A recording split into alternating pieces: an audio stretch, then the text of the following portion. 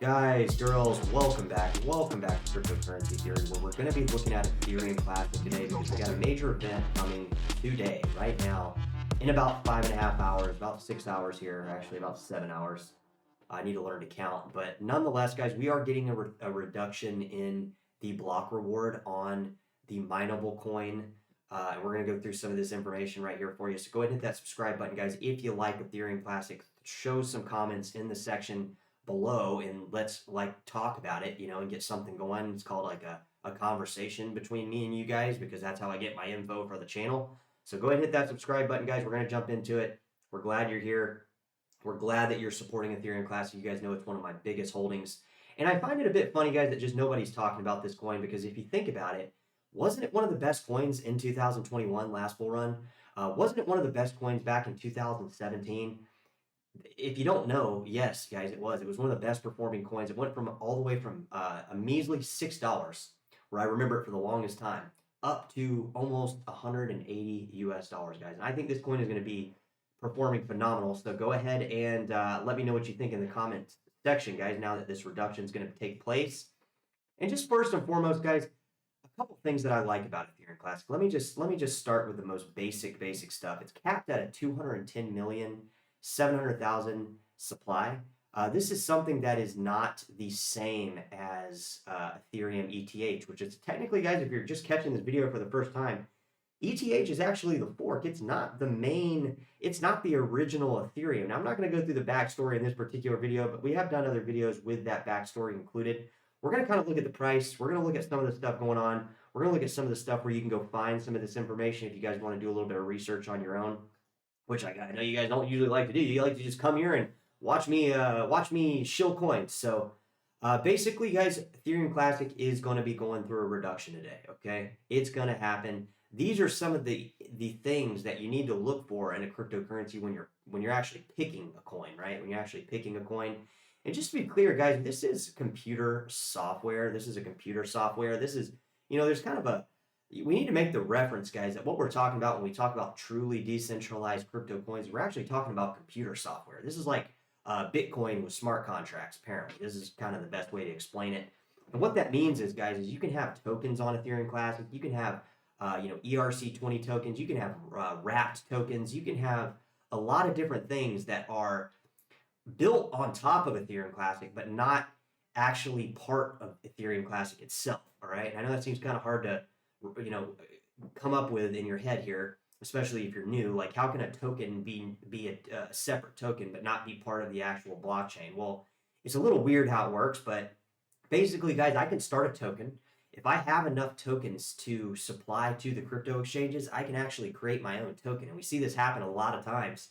And we see this happen a lot more times than not in the scam department, right? That's what we see here. And that's why I think Ethereum Classic is so much better than ETH, guys, because all the fucking scams that you hear about, 90% of them, guys, are happening on ERC20 tokens in the form of these tokens that are created out of thin air. And sure, you guys can do the same thing with Ethereum Classic, but that's not what's going on over there, guys. The development team behind Ethereum Classic, they do updates all the fucking time. They're on YouTube. Check them out. You're on their website. Check it out. Here is their website, just so you guys know. It's just ethereumclassic.org. And they break down a lot of this stuff. And they have a lot of principles, guys, that keep going back to the code is law thing, which I think is like the best thing about Ethereum Classic is the fact that it is an immutable ledger that they have not altered, unlike the fork, which everybody calls Ethereum. So the whole thing is a bit funny. But I do think this coin, based on a couple different factors here, right?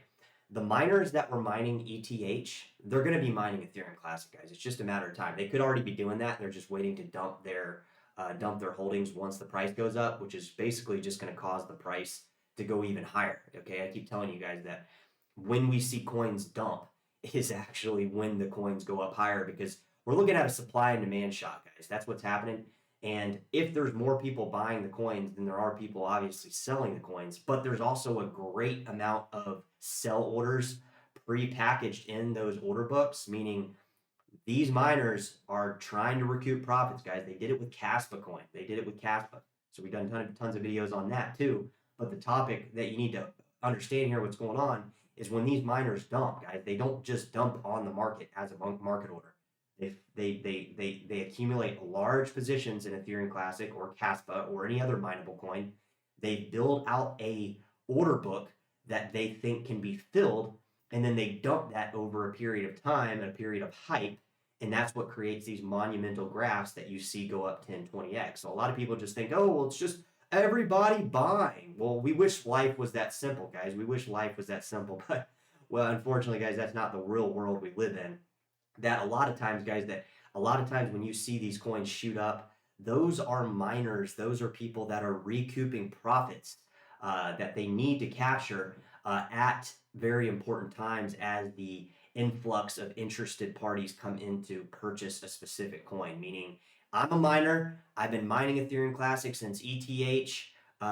ETH has gone to proof of stake, and I got a lot of ETC coins that I need to dump to make up for all this electricity and all this maintenance and all these costs that are involved in my mining equipment. So what do?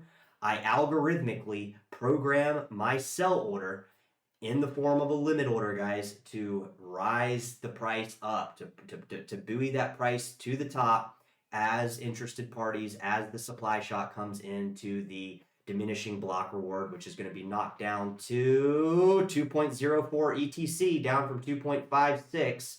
So I don't know, what is that, 20% there? Yeah, 20, what is that, 20%, 25, something like that? 1/8, 1/4, I don't know, but it's somewhere in that ballpark, guys, and it's going to be diminished. That's the whole idea here.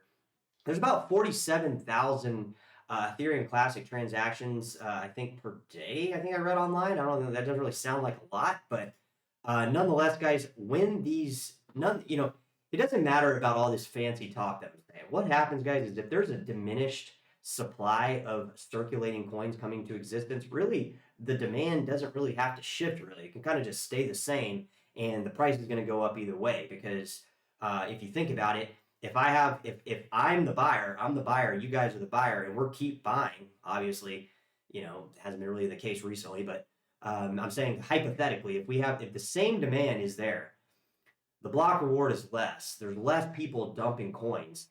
Don't you think that is going to create a supply shock? Don't you think that's going to create an artificial demand that miners and long-term whales can play on and justify building out those order books to make the prices rise? And that's exactly what we've seen, guys. We've seen it with BTC. We've seen it with pretty much every mineable coin, especially Caspa here recently, guys. And we'll probably do an update on that video as well.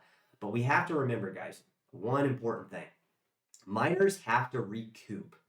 They have to do that, or there's no profitability. So if they're not recouping the cost involved in mining these coins, why would they be doing it? So my point is there are people mining Ethereum Classic. Those people are going to build out order books that are going to push these prices higher as the diminishing block reward circulating supply coming into existence is less and less over time. That is what's happened with BTC. That is what's happened with Bitcoin Cash. That is what's happening with numerous other coins, and somebody could rationally say that the reason it hasn't happened in some coins is because maybe there's some funny business going on. But in the case of Ethereum Classic, that's not the case, guys. That's not the case. So drop it in the comments, guys. Let me know what you think about Ethereum Classic price. That's what we're most interested in on this particular channel, is the price of Ethereum Classic. And when the fuck is Lambo, is everybody saying? When's the Lambo? So drop it in the comments. Let me know what you think about ETC, Ethereum Classic price moving forward, and let's talk about it. Let's discuss it, because we're going to keep watching this coin specifically because we do have bullish sentiment on this coin moving forward.